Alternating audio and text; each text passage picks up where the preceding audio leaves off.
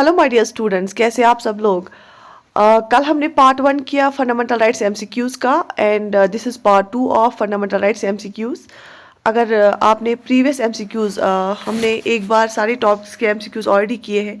अगर आपने वो नहीं देखे तो प्लेलिस्ट हमारी यूट्यूब चैनल पे अवेलेबल है, JKSSB पॉलिटी एमसीक्यूज़ का। इवन ये this is for all examination, be it SSC हो, JKPSC एग्ज़ाम्स हो, यूपीएससी एग्ज़ाम्स हो, these are of high standards and आज ये पार्ट 2 है MCQ series on fundamental rights. So let's get started. Okay, so question number 1 for today's session is, which of the following are not features of the concept of equal protection of the law? इनमें से कौन सा feature नहीं है equal protection of law concept का? ठीक है, okay. Option A, it is a negative concept of establishing equality. It provides equality of treatment under equal circumstances. Law should be same for similar applications who are similarly situated. The like should be treated alike without any discrimination. तो जैसे मैंने आपको कल भी हमने इस concept पे questions किए और मैंने आपको इन डिटेल इसके रिलेटेड बताया. लेकिन सबसे पहली बात मैंने आपको बताई कि जो इक्वल प्रोटेक्शन ऑफ लॉ है, ये सेकंड फ्रेज है आर्टिकल 14 के अंदर, and this is a positive concept. ठीक है, ये पॉजिटिव कॉन्सेप्ट है टू एस्टैब्लिश द इक्वालिटी, और ये हमने यूएसए से लिया है. ठीक है, सो जो पहला ही स्टेटमेंट है यहाँ पे गलत है. क्यों? क्योंकि ये नेगेटिव कॉन्सेप्ट नहीं, ये पॉजिटिव कॉन्सेप्ट है.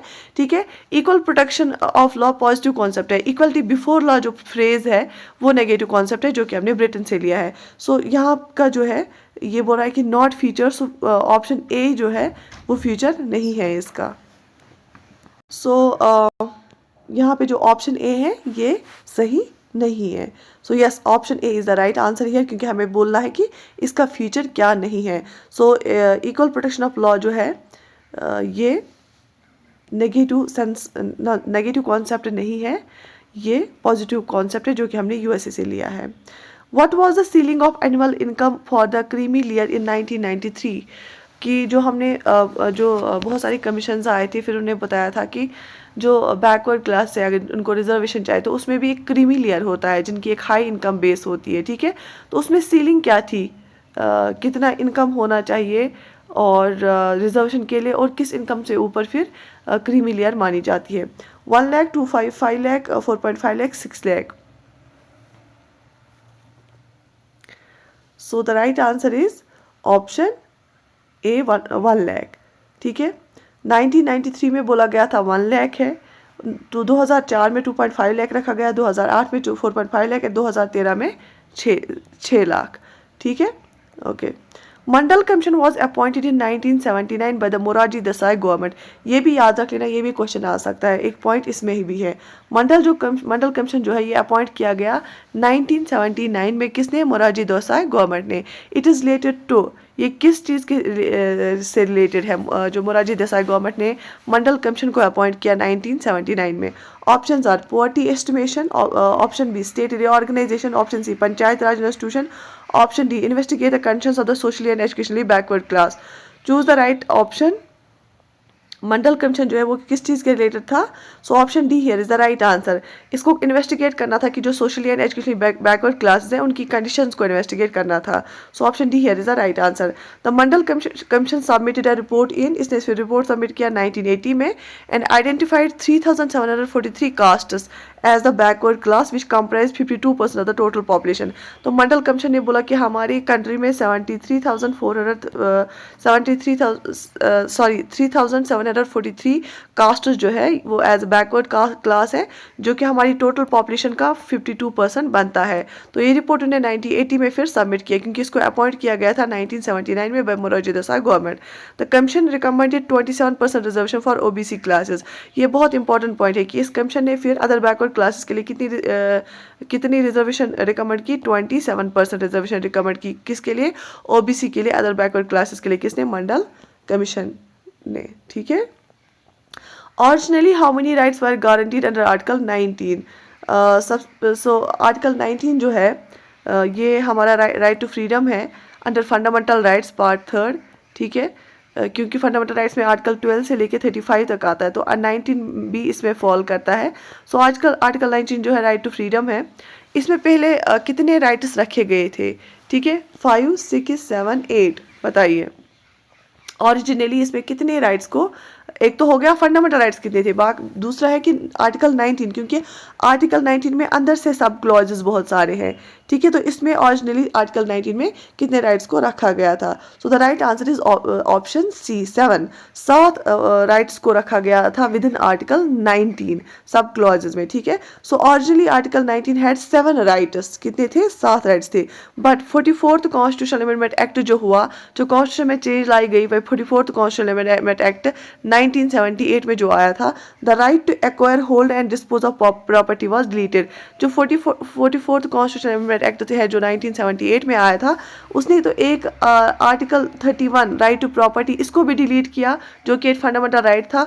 और दूसरा जो आर्टिकल 19 है, इसमें जो 7 सब क्लॉजेस थे, उसमें से एक सब क्लॉज था right to acquire hold and dispose of property, इसको भी डिलीट किया। ये 2 चेंजेस लाई किसने, 44th कॉन्स्टिट्यूशनल अमेंडमेंट एक्ट जो कि 1978 में आया, ठीक है। जो अभी कितनी है, अभी 6 फंडामेंटल, जो फंडामेंटल राइट आर्टिकल 19 है राइट टू फ्रीडम है, इसमें 6 राइट्स है अभी सब क्लॉज में। एक है right to freedom of speech and expression, freedom of press, commercial advertisement, freedom of movement through the country, freedom to form associations like unions and cooperative society, right to assembly peacefully, right to preside and settle in any part of country, right to practise in any profession. ये 6 जो rights है ये under article 19 अभी भी present है हमारे पास, ठीक है। Okay, moving to another question. Which of the following is not covered under Article 20 protection in respect of conviction for offences? ठीक है, इनमें से आर्टिकल 20 में कौन सा जो है कवर नहीं किया गया है। Right to livelihood, no exposed factor, no double jeopardy, no self incrimination. मैंने बोला जो आर्टिकल 20 है ये भी एक फंडामेंटल राइट है, protection in respect of conviction for offences. अगर आपने कुछ किया है, ऑफेंसेस के बेस पे आपको जो है अरेस्ट किया गया और कन्विक्ट किया गया, तो आपको क्या क्या प्रोटेक्शन दी जाती है वहाँ पे। तो ये नहीं कि बस आपने कोई गलती की तो आपको उससे ज़्यादा सज़ा मिलेगी, नहीं, जो आपने गलती की है उसी हिसाब से आपको सज़ा मिलेगी। आपको कभी भी ये कंपेल नहीं किया जाएगा आप खुद के खिलाफ गवाही दो। आपको ये कंपेल नहीं किया जा सकता है आपके साथ कि एक सज़ा के लिए आपको बहुत बार, एक जुर्म के लिए आपको बहुत बार सज़ा मिले, ठीक है। तो यस, राइट टू लिवलीहुड इसमें नहीं आता है। So option A here is the right answer, ठीक है, क्योंकि राइट टू लिवलीहुड जो है वो आता है अंडर आर्टिकल 21 आर्टिकल 21 क्या है, राइट टू लाइफ, ये भी एक फंडामेंटल राइट है, तो इसी में आता है राइट टू लिवलीहुड, ठीक है। No ex post facto law means a person should not be convicted of any offence except for the violation of law at that time. तो इसका मतलब नो एक्सपोज्ड फैक्टो लॉ मतलब होता है कि अगर जो कोई भी इंसान है उसको आप अरेस्ट करके उसको जो है सज़ा नहीं दे सकते हो जब तक ने उसने कोई लॉ की वायलेशन की होगी, जब तक ना अगर किसी ने अनटचेबिलिटी प्रैक्टिस की तब उसको सज़ा दी जाएगी, ऐसे ही नहीं विदाउट अगर उसने कोई लॉ वायलेट नहीं किया है उस टाइम पे, ठीक है। No double jeopardy means that a person should not be punished twice for the same offence. No double jeopardy मतलब होता है कि अगर आपने कोई क्राइम किया है उसी सेम क्राइम के लिए आपको दो बार सज़ा नहीं दी जाएगी। No self incrimination, a person shall not be compel to witness against himself. तो आपको नो सेल्फ इंक्रिमिनेशन का मतलब होता है कि आपको कोई कंपेल नहीं करेगा कि आप खुद के खिलाफ खुद ही गवाह बन जाओ। Which of the following Supreme Court cases takes the broader interpretation of Article 21 personal life and protection of life and personal liberty? Protection of life and personal liberty है जो है ये आर्टिकल 21 में आता है, ये एक फंडामेंटल राइट है। इनमें से ये सारे सुप्रीम कोर्ट केसेस है, Gopalan case 1950, Kesavananda Bharati case 1972, Maneka Gandhi case 1978, none of the above. तो ये जो केसेस है ना, इनमें से किस सुप्रीम कोर्ट केस ने ब्रॉडर इंटरप्रिटेशन ली है कि उसने बोला कि राइट टू लाइफ में बहुत सारी चीज़ें आती है, सिर्फ राइट टू लाइफ नहीं है, इसमें बहुत सारी चीज़ें आती है। तो इनमें से कौन सा सुप्रीम कोर्ट का केस ऐसा है जिसने ब्रॉडर इंटरप्रिटेशन लिया आर्टिकल 21 का? क्या गोपालन केस है, क्या केशवानंद भारती केस है, या मेनका गांधी केस है? तो yes, option C is the right answer. जो मेनका गांधी केस है उसमें सुप्रीम कोर्ट ने एक वाइडर व्यू लिया आर्टिकल 21 का, इसीलिए केस बहुत ज़्यादा मशहूर है। गोपालन केस 1950 में जो इसने बोला article 21 is available only against arbitrary executive action and not from arbitrary legislative action, it took the narrower interpretation of personal liberty. जो गोपालन केस 1950 में हुआ, इसने बोला कि हाँ, एग्जीक्यूटिव आपके खिलाफ बेवजह कुछ नहीं कर सकता है, लेकिन अगर लॉ कोई बना, पार्लियामेंट लेजिस्लेटिव एक्शन कोई हुई, तो उससे आपको कोई नहीं बचा सकता है, क्योंकि हमें लॉ को अवॉइड करना है। तो इसने बहुत ही नैरो इंटरप्रिटेशन लिया आर्टिकल 21 का पर्सनल लिबर्टी का। फिर उसके बाद आया मेनका गांधी केस 1978 में। इसने इंट्रोड्यूस किया अमेरिकन एक्सप्रेशन क्या, ड्यू प्रोसेस लॉ, क्योंकि अभी हमारा जो बेसिकली हमारा कोड जो है वो प्रोसीजर एस्टैब्लिश्ड बाय लॉ पे काम करता है, लेकिन जो मेनका गांधी केस है उसमें सुप्रीम कोर्ट ने अमेरिकन वाला एक कॉन्सेप्ट लिया, ड्यू प्रोसेस ऑफ लॉ, क्योंकि वहाँ की court due process of law follow करती है। Personal liberty can be deprived by law provided the law is reasonable, fair and just. तो इसने बोला हाँ, अगर आप गोपालन केस में बोलते हो कि लॉ जो है पर्सनल लिबर्टी कम कर सकता है आपको लॉ, बट वो लॉ होना चाहिए रीजनेबल, फेयर और जस्ट होना चाहिए, ऐसा नहीं कि कोई भी लॉ होगा। तो उसने गोपालन केस का जो एक पार्ट गोपालन केस ने बोला, उसने दूसरा पार्ट भी इसमें ले लिया। उसने बोला कि गोपालन केस ने बोला कि सिर्फ एग्जीक्यूटिव एक्शन नहीं रोक सकता है, कुछ नहीं कर सकता आपके खिलाफ, लेजिस्लेटिव कर सकता है, लेकिन मेनका गांधी केस में बोला गया कि लॉ भी जस्ट होना चाहिए, रीजनेबल होना चाहिए, फेयर होना चाहिए। अगर उसके बाद Maneka Gandhi versus union of India case 1978 is a landmark judgment by the supreme court of India that established significant principles regarding the protection of personal liberty and the limits on the government's power to deprive individuals of their rights. ठीक है, इसने ये बहुत सारे principles फिर बने, जिसमें क्या हुआ कि प्रोटेक्शन ऑफ पर्सनल लिबर्टी ज़्यादा से ज़्यादा मिली इससे, और गवर्नमेंट के पावर को जो है लिमिट किया गया इस केस से भी। ठीक है, next question is which of the following has provided the right to education as a fundamental right for the children aged between 16 and 14। किस फंडामेंटल राइट, कौन सा फंडामेंटल राइट हमें राइट टू एजुकेशन देता है किन के लिए, बच्चों के लिए जो कि एज ग्रुप में होंगे 6 से 14 वाले एज ग्रुप में होंगे, कौन सा वाला फंडामेंटल राइट ऐसा है। So article 21, article 21A, article 22, article 25। Article 25 जो है, जो राइट, ये राइट टू रिलीजन में आता है। आर्टिकल 22 अरेस्ट एंड डिटेंशन के रिलेटेड है। आर्टिकल 21 राइट टू लाइफ के रिलेटेड है। आर्टिकल 21A जो है ना, वो यहाँ पे सही आंसर है, क्योंकि आर्टिकल 21A को 86th कॉन्स्टिट्यूशन अमेंडमेंट एक्ट जो 2002 में आया उससे ऐड किया गया। जब मैंने आपको पढ़ाया था इसके बारे में, मैंने आपको बार बार बोला, जो 86 कॉन्स्टिट्यूशन अमेंडमेंट एक्ट है, इससे क्या हुआ, इससे 11th फंडामेंटल ड्यूटी को भी ऐड किया गया, क्योंकि उससे पहले क्या था, सिर्फ 10 फंडामेंटल ड्यूटी थी। तो 2002 में एक 11th फंडामेंटल ड्यूटी को ऐड किया गया। इसने सब्जेक्ट मैटर ऑफ आर्टिकल 45 जो है वो चेंज किया, और इसने एक नया आर्टिकल 21A हमारे फंडामेंटल राइट्स में ऐड किया, जो कि राइट टू एजुकेशन है। और एजुकेशन, राइट टू एजुकेशन एक फंडामेंटल राइट बनाया गया, क्योंकि 2009 में भी क्या आया था, 2009 में भी राइट टू एजुकेशन एक्ट एक आया था। ठीक है, so article 21A is here the right answer. Got it? Okay, so yes, the explanation is here. 86th constitution amendment act जो हुआ 2002 में, इसने ऐड किया और अमेंड किया आर्टिकल 21A, 45, 51A। 51A क्या है, ये फंडामेंटल ड्यूटीज है, 45 DPSP में आता है, और 21A को ऐड किया। Article 21 primary deals with protection of life and personal liberty. However article 21A is a separate provision that was added to Indian constitution through 86th constitution amendment act of 2002। It introduces right to education as a fundamental right for the children aged 6 से 14 साल तक बच्चे। ठीक है, article 21A states that state shall provide free and compulsory education to all children in the specified age group.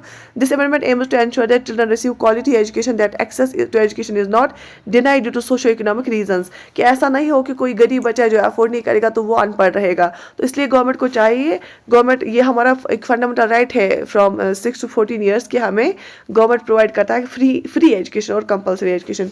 It signifies the commitment of the Indian government to promote education as a fundamental right. ठीक है, तो आपको कोई fees नहीं मांगा जाता है, आपको एक फ्री एजुकेशन दिया जाता है इस आर्टिकल के अंदर।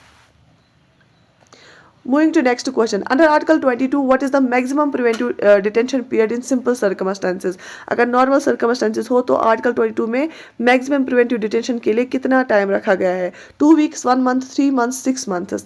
तो अगर नॉर्मल सिंपल सर्कमस्टेंसेस देखेंगे तो under article 22 maximum preventive detention period जो है वो कितना है? So the right answer is yes, option C 3 months. However अगर हमें और एक्सपेंड करना है तो however advisory board can extend the detention period, the board is comprised of जजेस फ्रॉम हाई कोर्ट। जो एडवाइजरी बोर्ड होता है ना, इसमें हाई कोर्ट के जजेस मेंबर्स होते हैं, ये आपका डिटेंशन पीरियड एक्सटेंड कर सकते हैं, लेकिन नॉर्मल सर्कमस्टेंसेस में 3 मंथ जो है 3 महीने मैक्सिमम पीरियड होता है, इससे ज़्यादा नहीं फिर आपको डिटेन कर सकते हैं। हाँ, अगर और ख़तरा लाक होगा वहाँ पे आपकी फ्रीडम की वजह से तो फिर यस इसको एक्सटेंड कर सकते हैं। Which are the following is not prohibited under article 23?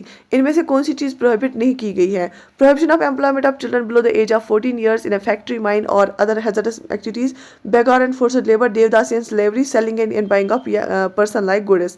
तो देखो जो आर्टिकल 23 है ना, ये राइट अगेंस्ट एक्सप्लॉयटेशन में आता है, फंडामेंटल राइट है। आर्टिकल 23 एंड 24 आता है राइट अगेंस्ट एक्सप्लॉयटेशन में, ठीक है। सो जो अब आर्टिकल 23 की अगर हम बात करेंगे तो ये हमें बचाता है कि आपको कोई चीज़ों की तरह बेच और ख़रीद नहीं सकता है इंसान को, उसके खिलाफ है। देवदासी एंड स्लेवरी, आपको कोई देवदासी सिस्टम में नहीं बेच सकता है या स्लेवरी में नहीं, या आपको फोर्स्ड लेबर या बेगार भीख मांगने के लिए नहीं लगा सकता है, या फोर्स्ड लेबर पे कंपेल नहीं कर सकता है। सो ये तीनों आएंगे, selling and buying of person like goods, devadasi and slavery, बेगार एंड फोर्स्ड लेबर। जैसे बेचते हैं फिर आदमियों को, इंसानों को, औरतों को, बच्चों को, वो भी बेन है इसमें, वो भी प्रोहिबिट है। सो यस, ऑप्शन ए जो यहाँ पे है ना, ये आर्टिकल 24 हमें बताता है कि prohibition of employment of children below the age of 14 years in a factory, mine और अदर हैजर्डस एक्टिविटीज़। ठीक है, जो 14 साल से छोटे बच्चे हैं उनको आप एम्प्लॉयमेंट पे नहीं लगा सकते हैं किसी भी फैक्ट्री में, माइन में या हैजर्डस एक्टिविटीज़ में, ठीक है। Moving to okay yes, prohibition, option A here is the right answer, prohibition of employment of children below age of 14 years in a factory, mine or other hazardous activities, it comes under article 24, ठीक है। Moving to another question. Under Article 26, freedom to manage religious affairs for every religious denomination has been provided. As per the Supreme Court, there are 3 factors for the identification of religious denomination. Which of the following is not a factor of religious denomination? Should believe in one deity, collection of individuals who have a system of belief that they regard as a conducive to their spiritual well-being, should have a common organization, should have distinctive name. तो इसमें ये बोला जाता है कि article 26 जो है, आपको पता है राइट टू रिलीजियस फ्रीडम हमें आर्टिकल 25 टू 28 में आता है। तो इसमें ये बताता है जो आर्टिकल 26 है वो हमें बोलता है कि आपको फ्रीडम दी जाती है कि आप रिलीजियस अफेयर्स को मैनेज कर सकते हैं हर एक रिलीजियस डोमिनेशन के लिए। लेकिन सुप्रीम कोर्ट ने बोला है कि अब आप किस चीज़ को रिलीजन बोलोगे, और किस फिर रोज़ बोलेगा एक कि मैं ये कर रहा हूँ अपनी, ये मेरा रिलीजन है, ये नया रिलीजन है, वो नया रिलीजन है। लेकिन एक रिलीजियस डोमिनेशन को देखने के लिए हमारे पास कुछ फैक्टर्स हैं। सुप्रीम कोर्ट ने 3 फैक्टर्स की बात की गई है कि आप कैसे रिलीजियस डोमिनेशन को आइडेंटिफाई कर सकते हैं। तो इनमें से आपको इन 4 ऑप्शन में से बताना है आपको कौन से 3 फैक्टर्स ऐसे हैं और कौन सा नहीं है। Should believe in one deity, collection of individuals who have a system of beliefs that they regard as conducive to their spiritual well-being, should have a common organization, should have distinctive name। देखो जो should believe in one deity ऐसा बिल्कुल नहीं है, क्योंकि अगर one deity की बात होती तो हिंदुइज्म जो हमारा है उसमें बहुत सारी डाइटीज़ है, हमारी बहुत रेस्पेक्टफुल डाइटीज़ है। अगर आप देखेंगे Lord Ram, Lord Shiva, Vishnu, right, और पूजते भी हैं, जैसे दुर्गा पूजा करते हैं, लॉर्ड पार्वती, डिफरेंट जो है डाइटीज़ को पूछते हैं। तो ऐसा बिल्कुल भी नहीं, option A is not right, ये कोई फैक्टर नहीं है। So article 26 of Indian constitution guarantees certain rights to religious denominations और religious groups in India. It recognizes their autonomy in matters related to religious affairs. Got it? Okay. Which of the following comes under the minorities definition in Article 30? Article 30 में minority definition के related क्या आता है? Religious minorities only, linguistic minorities only, religious and linguistic minorities only, religious linguistic and social minorities only. देखो हमारी constitution में कहीं पे भी डिफाइन नहीं करके हैं कि माइनॉरिटी क्या है, लेकिन हाँ 2 तरह की माइनॉरिटीज़ ऑटोमेटिकली हमारे कॉन्स्टिट्यूशन में है, that is religious and linguistic minority. या तो आप रिलीजन के हिसाब से माइनॉरिटी हो, जैसे सिख्स होते हैं, पारसीज हैं, मुस्लिम्स हैं इंडिया में, या लिंग्विस्टिक माइनॉरिटी आप बहुत एक कोई जुबान बोलते हैं जो बहुत कम लोग बोलते हैं। So option see here is the right answer. Article 30 of Indian constitution grants certain educational rights to religious and linguistic minorities in India. Which of the following is the soul of constitution? Fundamental rights, right to principles of state policy, article 32, article 50. देखो fundamental rights तो हमें political democracy की जो idea है उसको spread करते हैं. Right to principle of state policy socio economic democracy की बात करते हैं. आर्टिकल 15 जो है वो है separation of executive from judiciary, ये एक डीपीएसपी है, ठीक है. जो आर्टिकल 32 है ना, that is soul of constitution. Article 32 is the right to constitutional remedies, right to constitutional remedies. Got it, right to constitutional remedies article 32 में आता है.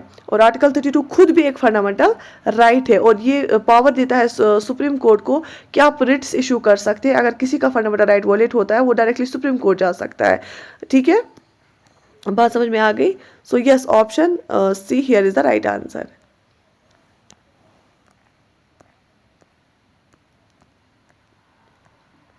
As per B.R. Ambedkar, Article 32 is the heart and soul of Constitution. Article 32 of Indian Constitution grants individuals the right to move to the Supreme Court of India for the enforcement of their fundamental rights. Got it? Moving to another question. Which of the following has the power to empower any court to issue directions, orders and writs of all kinds? President, parliament, supreme court and high court. किसके पास ये power है कि वो किसी भी court को ये order, ये एम्पावर करे कि वो रिट इशू कर सकता है, डायरेक्शन इशू कर सकता है, ऑर्डर इशू कर सकता है. जैसे अभी हमारे पास आर्टिकल 32 में हमें सुप्रीम कोर्ट को पावर दिया है. हम अगर ये चाहेंगे ना, ये किसी और कोर्ट को भी दे सकते हैं अंडर आर्टिकल 32. ये किसके पास ये पावर है? क्या प्रेसिडेंट के पास, पार्लियामेंट के पास, सुप्रीम कोर्ट के पास, हाई कोर्ट के पास? बहुत जगह पे गलत लिख के होता है. तो पार्लियामेंट के पास हमारा पावर है. पार्लियामेंट के पास ऐसा पावर है कि वो किसी भी कोर्ट को एम्पावर कर सकता है इशू करने के लिए डायरेक्शंस, ऑर्डर या रिट्स, ठीक है. So option be here is the right answer, parliament. Under Article 32, which of the following rights can be enforceable? Fundamental rights only, constitutional rights, statutory rights, all the above rights. Under article 32 आप जो है कौन से rights enforce कर सकते हैं? Fundamental rights सिर्फ constitutional rights, सिर्फ स्टेटरी, या सारे राइट्स? कौन से राइट्स आप अंडर आर्टिकल 32 एनफोर्स कर सकते हैं? Option A is the right answer, only fundamental rights. ये सिर्फ फंडामेंटल राइट्स के लिए, जो कि सुप्रीम कोर्ट को पावर है रिट इशू करना सिर्फ फंडामेंटल राइट के लिए. हाई कोर्ट भी ऑर्डर इशू कर सकता है रिट्स को अंडर आर्टिकल 226, बट ये सिर्फ फंडामेंटल राइट के लिए नहीं, बाकी राइट्स के लिए भी. तो इसका जो रिट जुडिशन है वाइडर है इससे, सुप्रीम कोर्ट से, ठीक है. In the case of fundamental right jurisdiction, which of the following is true regarding supreme court jurisdiction? तो सुप्रीम कोर्ट इज अगर फंडामेंटल राइट्स की बात करेंगे तो सुप्रीम कोर्ट की जुरिसडिक्शन का क्या सीन है यहाँ पे? अगर फंडामेंटल राइट्स की बात करेंगे, supreme court is an original and exclusive jurisdiction. Supreme court is the original but not exclusive. Supreme court is not original but has exclusive jurisdiction. Supreme court is not original but has exclusive jurisdiction. देखो exclusive हो गया अगर सिर्फ supreme court के पास ये power होगा, लेकिन मैंने आपको बोला आर्टिकल 226 हाई कोर्ट को ये पावर देता है कि वो भी रिट्स इशू कर सकता है, ना सिर्फ फंडामेंटल राइट्स के लिए, बाकी चीज़ों के लिए भी. तो इसका मतलब है एक्सक्लूसिव जहाँ पे भी लिखे वो गलत है, ठीक है. जहाँ पे भी एक्सक्लूसिव लिखे वो गलत है, क्योंकि सुप्रीम कोर्ट का बिल्कुल ही सुप्रीम कोर्ट का ही पावर नहीं. सुप्रीम कोर्ट कर सकते हैं अंडर आर्टिकल 32, लेकिन अगर आपका वायलेट होता है फंडामेंटल राइट, आप हाई कोर्ट भी जा सकते हैं. आपके पास चॉइस है, अगर आप हाई कोर्ट जाना चाहते हैं या सुप्रीम कोर्ट जाना चाहते हैं. सुप्रीम कोर्ट है ओरिजिनल जुरिसडिक्शन है बट एक्सक्लूसिव नहीं है, इसमें हाई कोर्ट भी इशू कर सकता है. So option be here is the right answer, the supreme court is the original but not exclusive jurisdiction. So option B here is the right answer. The High Court also has the same jurisdiction under Article 226. Okay, which of the following is not true regarding the writ jurisdiction of the Supreme Court and High Court? इनमें से क्या true नहीं है writ jurisdiction जो है supreme court और high court की उसके related? Supreme court can issue Ritz only for the enforcement of fundamental rights, while the High Court can issue writs for both fundamental rights and ordinary law. The Supreme Court can issue writs against a person or government throughout the territory of India, while the High Court can issue writs against a person or government within its territorial jurisdiction and only outside jurisdiction if the cause of action arises within the territorial jurisdiction. Supreme Court may not refuse to exercise its jurisdiction, while the High Court may refuse to exercise its jurisdiction. The Supreme Court has more power than the High Court regarding the writs. True क्या नहीं है इसमें से? So obviously option original jurisdiction जो है basically, अगर आपका fundamental right violate होता है ना, आपका काम ये है किसको एनफोर्स करना? सुप्रीम कोर्ट को. ये ओरिजिनल जुरिसडिक्शन है इसका, ठीक है. तो लेकिन हाँ पूरे कंट्री में जो है ये इशू कर सकते हैं रिट्स कौन? Supreme court. लेकिन जो हाई कोर्ट है ना वो सिर्फ अपनी स्टेट में, क्योंकि हर एक स्टेट का हाई कोर्ट होता है, अपनी स्टेट में कर सकता है, या अगर कहीं और पे केस इशू स्टार्ट हुआ है वहाँ भेज सकता है, लेकिन इसका लिमिटेड जुरिसडिक्शन होता है. अगर जो सुप्रीम कोर्ट है वो सिर्फ फंडामेंटल राइट्स के लिए एनफोर्स कर सकती हैं, इशू कर सकती है रिट्स, लेकिन हाई कोर्ट जो है वो फंडामेंटल राइट्स के लिए और ऑर्डिनरी लॉ के लिए भी कर सकती है। ये सारे स्टेटमेंट्स सही है, लेकिन जो the supreme court has more power than high court regarding writs, ये गलत है, क्योंकि यहाँ पे ज़्यादा पावर हाई कोर्ट के पास है, क्योंकि वो सिर्फ ना ही सिर्फ फंडामेंटल राइट के लिए बल्कि ऑर्डिनरी लॉ के लिए भी रिट इशू कर सकता है, लेकिन सुप्रीम कोर्ट जो है वो सिर्फ फंडामेंटल राइट के लिए रिट इशू कर सकता है। ठीक है, सो option D here is the right answer. The High Court has more power than Supreme Court regarding writ jurisdiction. Okay. Match the following. Habeas corpus mandamus prohibition certiorari to be informed to forbid we command to have body of. किसको क्या आएगा? ABCD और ये 1 2 3 4. Habeas corpus का मतलब होता है to have the body of. ठीक है, अगर आपने किसी को अरेस्ट किया है उसको मजिस्ट्रेट के सामने लाओ। मैंडेमस हो गया टू कमांड, अगर कोई काम नहीं करता है उसको बोलो काम करो। प्रोहिबिशन हो गया किसी को रोकना, टू प्रोहिबिट। ठीक है, सर्जरी हो गया to be inform, to be certified. ठीक है, ओके, सो अब देखते हैं इसका आंसर क्या आएगा। सो टू बी इन्फॉर्म्ड हो गया सर्जरी, टू फॉरबिड हो गया प्रोहिबिशन, वी कमांड हो गया mandamus, to have body of हो गया ये हेबस कॉर्पस। ठीक है, तो DCBA-C आएगा इसका आंसर, उल्टा है। ठीक है, तो हेबस कॉर्पस जो है this writ is used to protect a person's right to personal liberty. It directs the custodian of a detained person to produce them in court along with the reasons for their detention. The court can order the release of the person if the detention is found to be illegal or unjust. जो mandamus होता है, this writ is issued to command a public official or lower court or a government authority to perform their legal duty or function. It is used when there is a failure to perform a mandatory duty. Prohibition. The writ of prohibition is issued by a higher court to prevent a lower court or tribunal from exceeding its jurisdiction or acting beyond the limits prescribed by law. Certiorari. This writ is issued to quash or set aside the decision of a lower court, tribunal or constitutional authority if it is found to have acted without jurisdiction or more than its jurisdiction. Quo warranto. This writ is used to question the legal authority. अगर किसी ने कोई position लिया हम उसको बोलते हैं by what authority आपने ये पोजीशन पकड़ी है। और legitimacy of a person holding a public office, position or franchise. It challenges their right to hold the office. ठीक है, Which of the following writs is the bulwark, defensive wall of individual liberty against the arbitrary detention? अगर आपको ऐसे ही कोई detain करेगा तो ये आपका जो है इनमें से कौन सा रिट जो है लिबर्टी, इंडिविजुअल लिबर्टी के लिए बल्वर्क है, आपका डिफेंस वॉल है। क्या वो हेबस कॉर्पस है, मैंडेमस है, सर्जरी है, प्रोहिबिशन है, क्यो वारंटो है? कौन सी डिट इसमें से कौन सी है? Habeas corpus, mandamus, prohibition, surgery. तो मैंडेमस हो गया वी कमांड, हम कमांड किसी को करेंगे कि आप अपनी ड्यूटी क्यों नहीं देते। लेकिन अगर आप इंडिविजुअल लिबर्टी की बात करेंगे उसमें डिफेंस कौन हमें देता है? Habeas corpus, to have the body of. अगर आपने किसी को अरेस्ट किया है, अरेस्ट करने वाले को बोलते हैं कि इसको हमारे सामने लाओ, मजिस्ट्रेट के सामने लाओ विदिन 24 आवर्स। और अगर हम वो चेक करता है कोर्ट, अगर ये लीगल है, अगर ये सही है, इसने कोई जुर्म किया है तो बोलेगा कि हाँ कंटिन्यू करो इसको अरेस्ट। लेकिन अगर बोला गया, अगर ये देखा गया कि इलीगली इसने इसको अरेस्ट किया है, इसको बोलेगा इसको छोड़ो और आपने हमें प्रूफ दो आपने इसको क्यों अरेस्ट किया है। So yes, habeas corpus is the right answer, option A. Habeas corpus, this writ is used to protect a person's right to personal liberty.